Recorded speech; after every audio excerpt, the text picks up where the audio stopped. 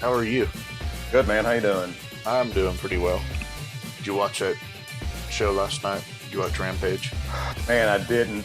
What happened last night? I got home late and yeah, I don't remember what I got tied up. I don't remember. Oh, I know what I was doing. Duh. I was trying to get some stuff read and prep for today. Yeah, I had to turn the TV off so I could read to get to, yes, we're doing this Yeah, today. that's a thing that happens. Um, I didn't watch it either. I knew I was exhausted. It had been a long week, and I just went to bed.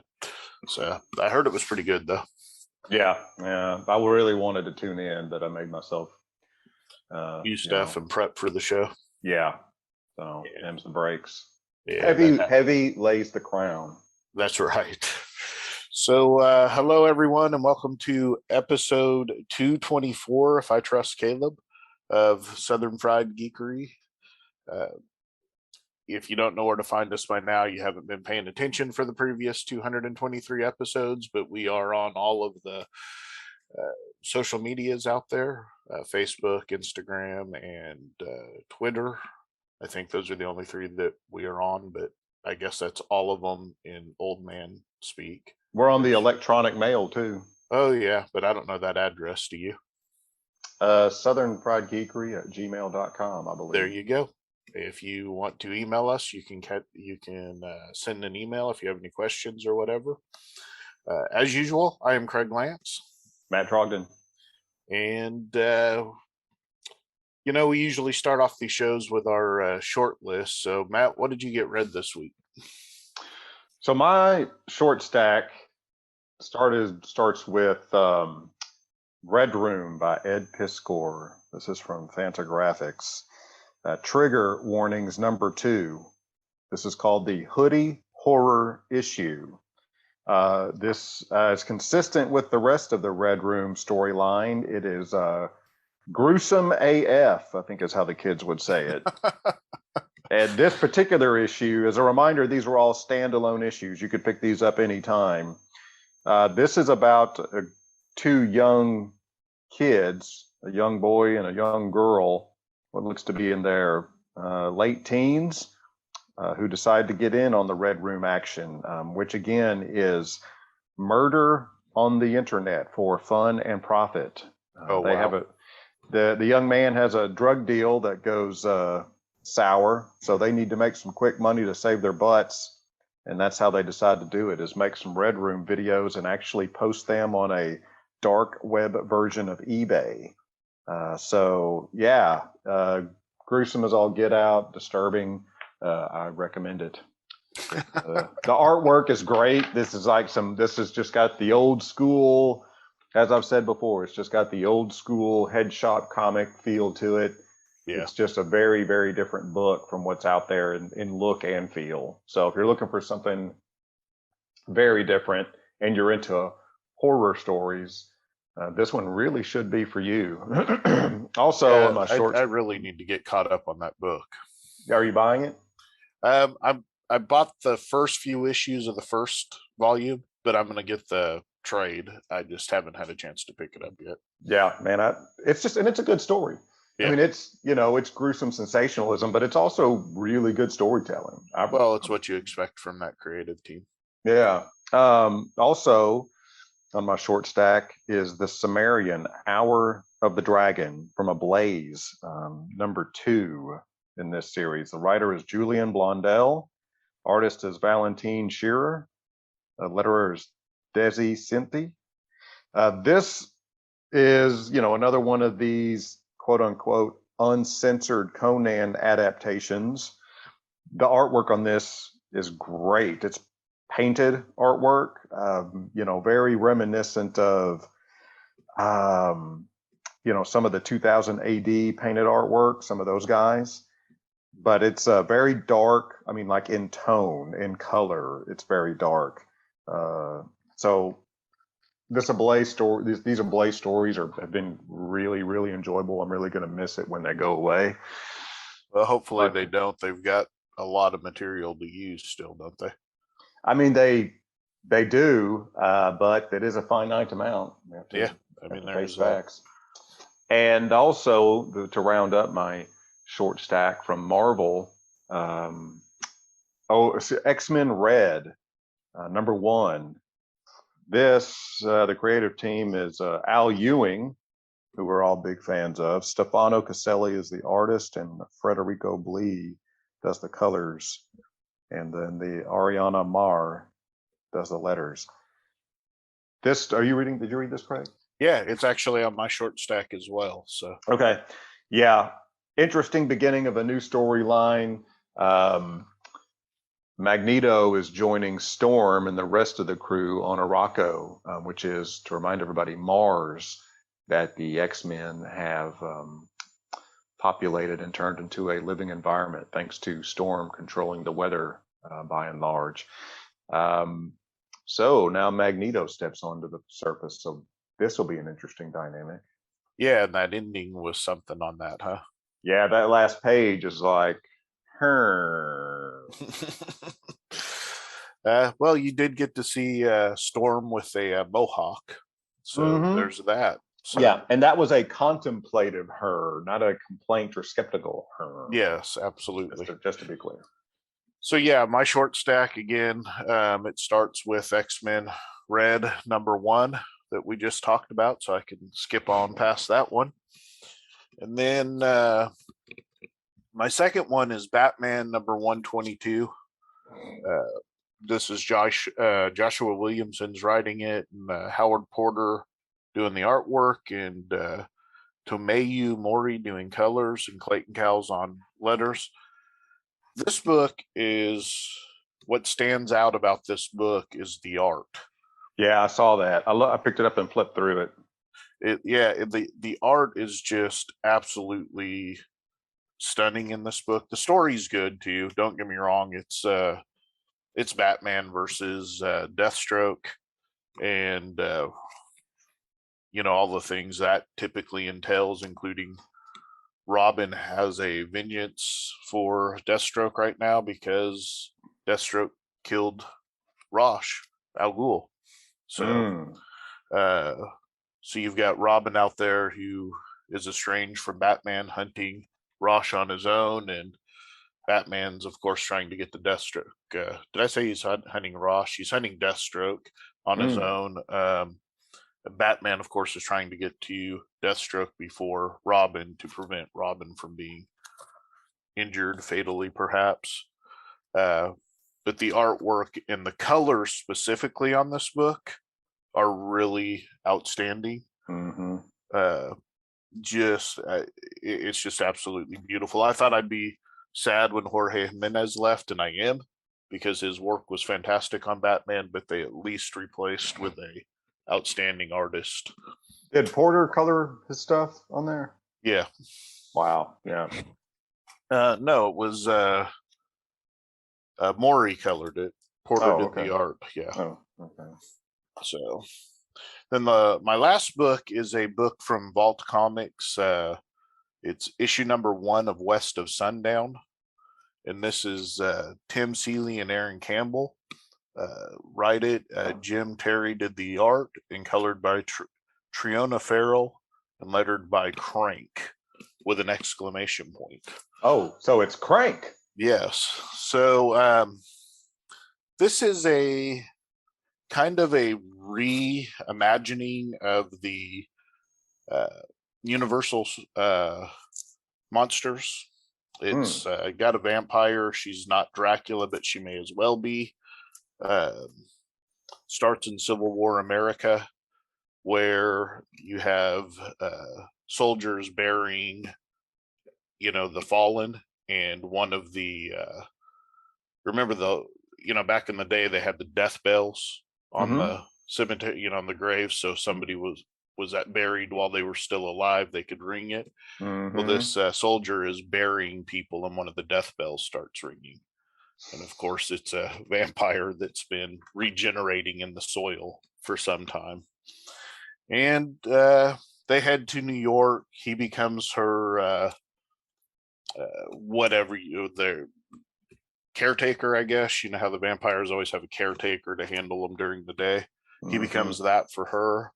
They end up in New York, where they are attacked by some quote unquote hunters that turn out to be One of them's a golem that looks very much like Frankenstein, and one of them could possibly be the Invisible Man.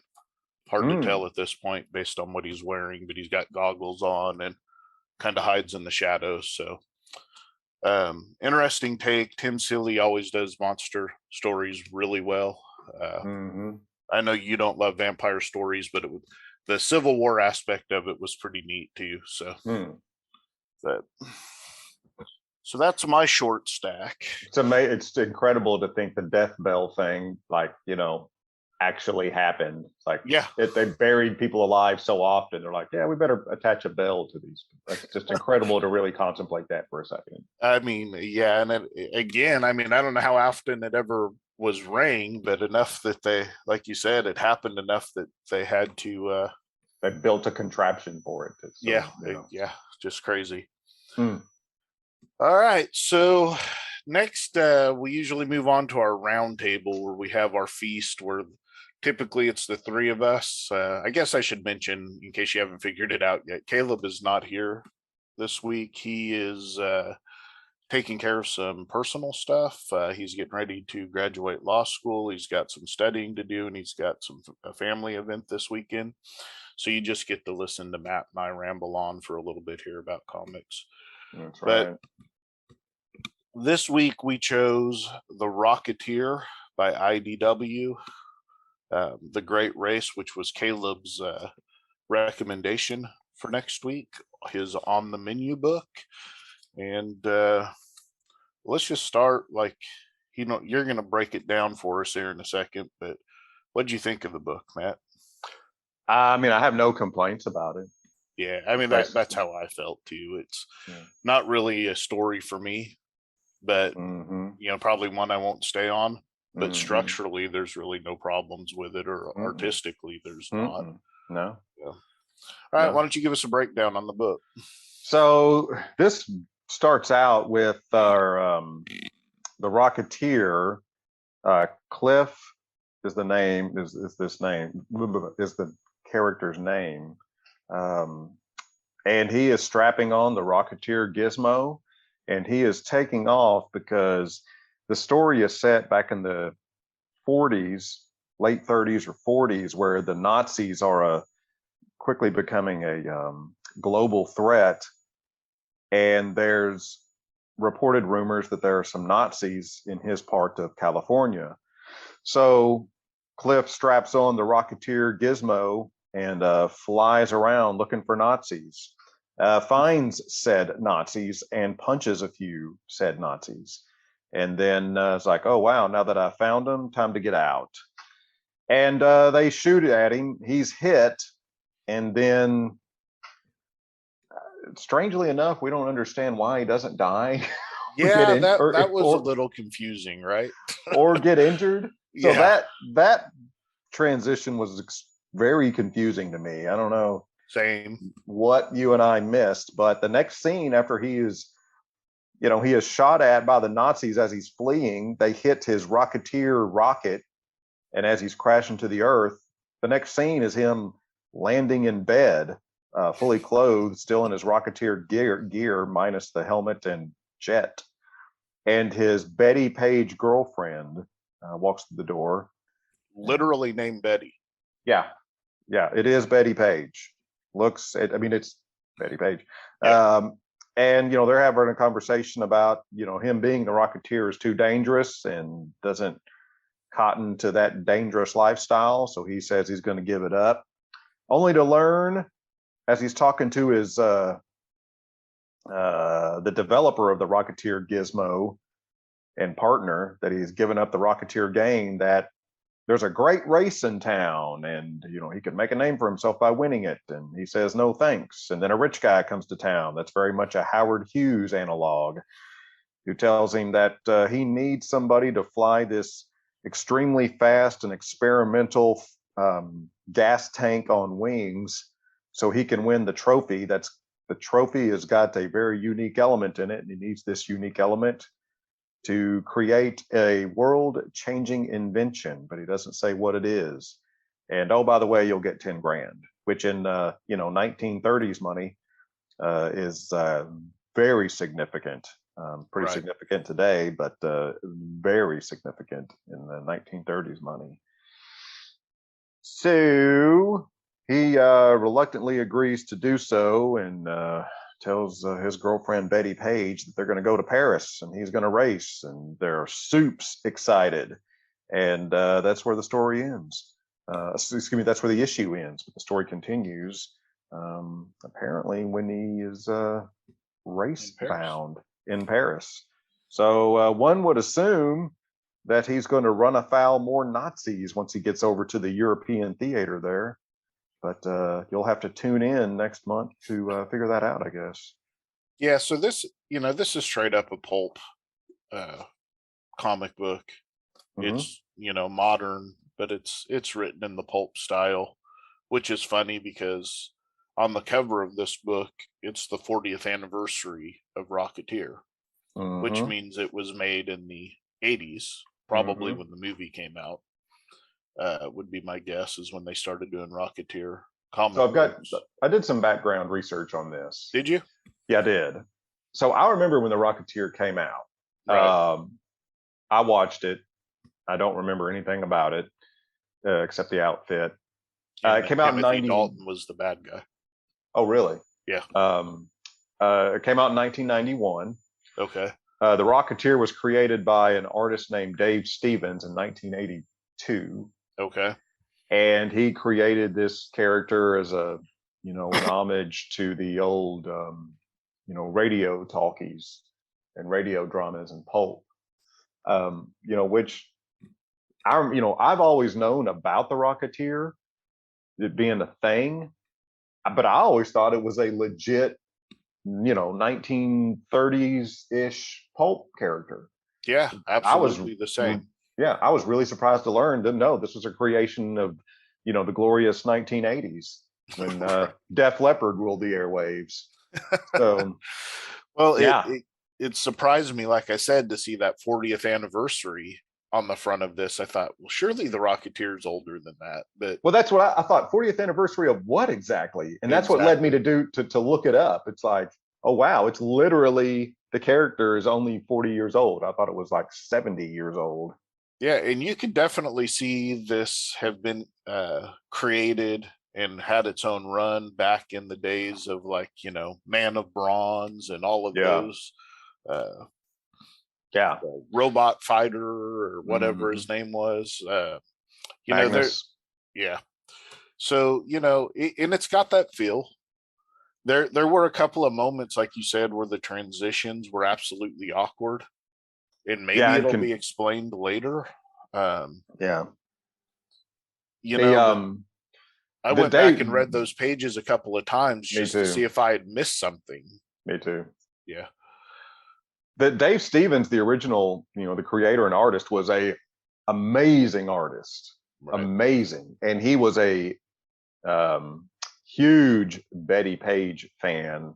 I think like he actually said that he thought Betty Page was like the perfect woman, so that's why he used her as literally used her as a character in the storyline when he created the character. All Because he right. just loved Betty Page and he loved drawing Betty Page even more. And if you go back and look at the original run, I mean, it's full of Betty Page, you know, poses that she used to do back in the day. I don't think there's a whole lot of her S&M stuff that she did back in the day. I don't think that made it into the Rocketeer storyline, but Why not? regardless, yeah, I mean, interesting to leave all that stuff out. Talk about spicing up the Rocketeer storyline. But Well, Disney, I regardless, believe, actually, made the movie, so maybe there was some of that involved. They didn't want to get it too risque. yeah. So, Well, he didn't put it in the original comic book either, so that's my. yeah, But choices. Maybe those weren't his favorite things about Betty Page. maybe not. Takes, Um, man, takes. so yeah, it's the art in this book is very good. Mm-hmm. Uh, it's drawn in that pulp style, that it's done very, very well. Written again in that pulp style, and even the action sequences in this, where you've kind of got the way they show action is done very pulpish. Mm-hmm. Um, There's a scene where he imagines Betty Page tied up in the back seat of the car with him because he's trying to decide if he should take on this job or not. Hmm. Again, everything's meant to make you think of the 30s in this book, and that it does very, very well. Yeah, and it I was could the see this dialogue of being. it. I'm Sorry, sorry. sorry, Craig. I was going to say that I thought it was written very well. The dialogue was very good. It was easy to Yeah, read. Yeah, I mean, overall, I thought it was very well done. There was just some confusing parts in it that weren't clear to me, but yeah. certainly doesn't make it. Certainly doesn't take away from the overall quality of the book, in my opinion. I thought it was overall very well done. Well, and most of the confusing parts that happened in it happened in transitions. And Yeah. I'm wondering if he's not like unconscious on the floor in that little forested area where he found the Yeah. Nazis or something, and he's just remembering his Hmm. life's flashing before his eyes or something of that nature. But I Hmm. guess we'll find out if you keep reading, either that or it was just not a great transition. Hmm. Um, this is a book I can see Caleb being on, quite Hmm. honestly. He loves pulp, this type of pulp especially. Um, as I already said, I don't think I'll stay on it, not because of anything wrong with the book. It's just not a book that I am interested in reading. Yeah. But outside of Yeah. that, yeah, if 30s pulp is your thing, this should be right up that alley for you. Yeah. If you like that golden age feel stuff, I mean, The Phantom or anything like that, uh-huh, that's what this is uh-huh. going to feel like to you. Yeah, feels like a very honest revisit to that whole world. So Yeah. Guess we will move on to our books of the week. And since you broke that down, I'll go first here. okay. Um, I read Flashpoint Batman Night of Vengeance #1. This is written by Brian Azzarello and illustrated by Eduardo Riso, colored by Patricia Molov. I don't know, Mulvihill, lettered by Clem Robbins. So I picked this up. #1, it's Batman. #2, I really enjoy this creative team of Azzarello and Riso. Oh yeah, man. Uh, just about anything they work on together, I'm going to pick up. Did you happen to read this book, Matt? So I picked it up and I spent some time looking through it, but I didn't buy it. The price tag Yeah, really, okay. the I price mean, tag that's really chapped me. yeah, that's fair. It's a $7 book. It is a longer book, if Hmm. that helps at all to Hmm. absorb that cost. It's probably, I would say, 2.5 times the size of a normal comic, Hmm. and it's a complete story. So there's that.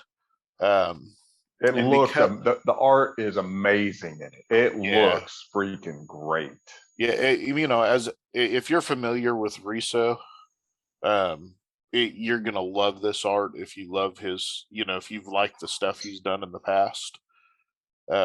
It's got a very uh, gothic feel to it, as it should, being Batman. But because this takes place in Flashpoint, this is Thomas Wayne Batman, which is interesting enough because it's essentially vengeance Batman. This is he doesn't care about keeping people alive. He doesn't care about anything other than trying to eliminate enough crime, however that is, to bring some peace to his life after the death of his and Martha's son, Bruce. Um, and this is, interestingly enough, it's a Joker story. When you got Batman and the Penguin actually works for Thomas Wayne in this one. He's running Wayne Casino. So you've got the Penguin plays a role in it, and then Jim Gordon is also hunting the Joker, but he is scared for Batman, so he goes on his own once he gets the information from Oracle on where possibly Joker is. And Oracle in this storyline is Selena. and she is in a wheelchair. Um, but in this storyline, Jim Gordon never got married or had children. So Selena Kyle is Oracle, and So she she gives was. So sorry to she interrupt. So she was shot by the Joker. presumably, it never says in this particular book, Mm. but presumably yes. So the Joker has captured a couple of little kids, and by little I mean probably 5 and 6 year old, a boy and a girl, appear to be brother and sister, has them in Wayne Manor, and says to them at one point, "You don't know anything but joy, do you, children? Besides fear, joy and fear. That's all that really matters in life is joy and fear. They're your anchors to the world." Mm. So this is a crazy, there's different iterations of the Joker. Mm-hmm. Gangster, crazy, chaotic, anarchic. Um, this is a crazy Joker, and the Joker takes and ties one of the kids to a chair so they look like they're standing up, and puts duct tape on their mouth and paints a Joker smile on it. Puts their coat on this child. And so when Jim Gordon comes in and sees this kid, thinks it's the Joker and opens fire and shoots the kid. Oh wow. Yeah. So Batman has found out that Jim Gordon has headed out to Wayne Manor, which, by the way, is abandoned in this. The Mm-hmm. Batcave's still being used, but Wayne Manor is abandoned. It's old. It's, looks like a haunted mansion. And while Jim's trying to get the, telling the little girl, "Don't die, please don't die, please don't die," Joker slits his throat and says, "Don't worry about it. No one ever dies." Oh my gosh. Wow. Yeah, so it's straight up. It's about as dark as you can get with the Joker, right? So Batman shows up, and he shows up just late enough for Jim to be dying, and he walks into the mansion and he yells, "Martha!" Not Joker, Martha. So then we have a little bit of a backstory, and after Bruce died, Martha lost her mind, and at one point Thomas tells her, "I really miss your smile." And so she cuts a Joker smile on her face and turns into the Joker, which I know you Uh-huh. probably hate that. I can hear you rolling your eyes from here. But it worked really well within the context of this story. I generally do not want to know who the Joker is in any story. I don't want to know the Joker's backstory. I don't Yeah. care. I want the Joker to just be evil. Yeah. But within the context of this story, it worked well. So Batman shows up. He, wrestles the weapon out of Martha's hands. Oh, yeah. During the backstory, it shows Thomas Wayne actually, and it shows his origin of Batman. He goes back to try and bring peace to Martha. He goes out and he hunts Joe Chill and beats him to death with a hammer. So this is not your Batman that you're used to, obviously. Oh, Thomas Wayne Batman carries guns. Yes. Well, that's right. And he's just vengeance. He's out there. Yeah. He's trying to fill that place in his soul where he lost Bruce. Yeah. So he gets Martha, and he's got her and talking to her, and he says, "Hey, if I can go back and I can fix all this, would you want me to?" Because he's already obviously already had the offer from the Flash to change the timeline, to help the Flash change the timeline back to what it's supposed to be. Yeah. And she says yes, and he says okay, and he starts to run off, and she says, how does Bruce turn out? Tell me. And he says he follows his father's footsteps. And she says, "Oh, so he becomes a doctor?" And he says no. And she just starts laughing, and that's how it ends. So Mm. it's a really, really solid story. Now, granted, you have to go into it. It's not your Joker. It's not your Batman, but it is a good story. And the art is fantastic. As you mentioned, the colors are just absolutely brilliant for this story. They're darker tones as they should be. Um, Now, so did I understand you correctly? In this Flashpoint storyline, the Joker is actually Martha Wayne. oh, yeah, the Joker is Martha Wayne. Okay, that sounds familiar. See, yeah, that sounds familiar. Like that's been done before in this Flashpoint storyline, right? It probably has. I don't know enough. I don't Like what I remember meant by enough of that the is, Flashpoint to remember. But yeah, yeah. Well, in the original, obviously in the original Flashpoint, and the way I remembered anyway, is that wasn't touched upon at all. But it seems like this particular thing has been touched upon before. It's been established previously. I may be dreaming that, but that sounds familiar to me. yeah. It, and again, she became that because she had just lost her mind over Bruce dying.